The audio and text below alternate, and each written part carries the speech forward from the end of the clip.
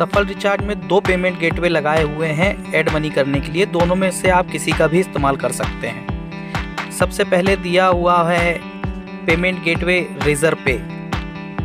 Razor पे के through आप यूपीआई, फ़ोनपे, गूगल पे, ATM, net banking, credit card, debit cards सभी से इसमें आप बैलेंस ऐड कर सकते हैं।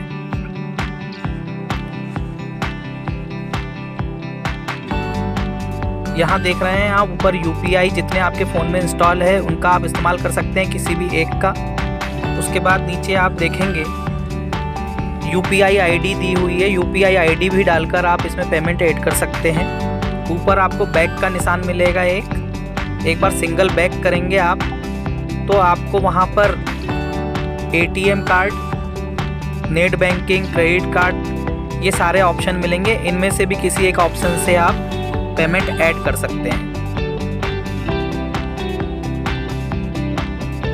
कभी भी ध्यान रखना है कोई भी अमाउंट आपको दोबारा नहीं डालना है। कोई अमाउंट अगर आपने डाला और वो फेल हो गया या आपने बैक कर लिया है तो अमाउंट आपको दोबारा सेम वही अमाउंट नहीं डालना है, अमाउंट चेंज करके डालना है। इसका विशेष ध्यान रखें।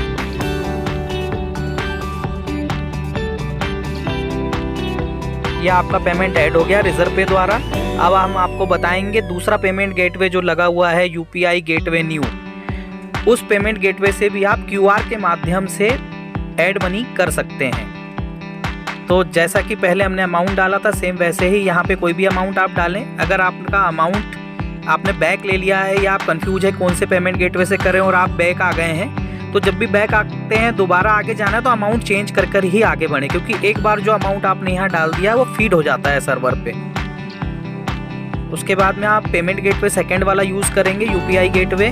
इस क्यूआर पे आपको किसी भी यूपीआई ऐप से पेमेंट डालना है। जितने का अमाउंट आपने वहाँ ऐड किया है वो अमाउंट ऑटोमेटिक उस यूपीआई ऐप में आ जाएगा और किसी भी फ़ोन से इसमें आपको अप्लाई कर देना है यूपीआई और आपका पेमेंट ऐड हो जाएगा। अगर आप अपने खुद के फ़ोन से करना चाहते हैं इसमें ऐड तो इसका आप स्क्रीनशॉट भी ले सकते हैं और स्क्रीनशॉट लेने के बाद में आप उसको किसी फ़ोन में व्हाट्सएप पे डाल के स्क्रीनशॉट को और क्यूआर के थ्रू उसको स्कैन करके ले सकते हैं। और या तो आप अपना यूपीआई ऐप ओपन कीजिए, कोई भी फ़ोनपे, गूगल पे, उसमें स्कैनर आप खोलिए। स्कैनर के नीचे आपको ओपन वाया गैलरी का ऑप्शन रहता है। गैलरी से आप उस स्क्रीनशॉट को वहाँ पर ले सकते हैं और स्क्रीनशॉट वहाँ लेने के बाद में आप उस पर डायरेक्ट पेमेंट कर सकते हैं। पेमेंट का अमाउंट भी ऑटोमेटिक ले लेता है वहाँ।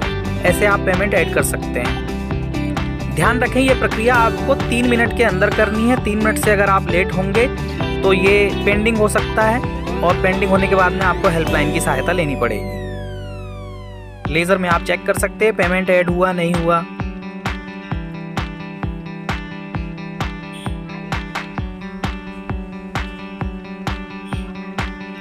बहुत ही आसान तरीका है।